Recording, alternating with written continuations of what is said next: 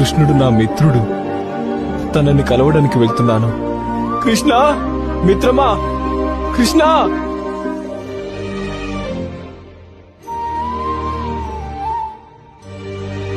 రా, సింహాసనం మీద కూర్చో. లేదు మిత్రమా, లేదు. రా సుధామా.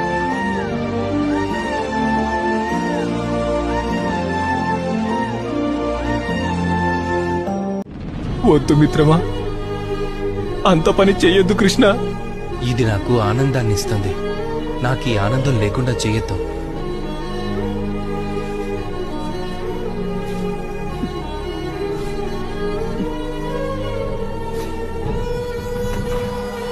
అన్నట్టు మిత్రమా, నువ్వు వచ్చావంటే ఉత్త చేతులతో అయితే వచ్చుండవు కదా. చెప్పు, ఏం తీసుకొచ్చావు?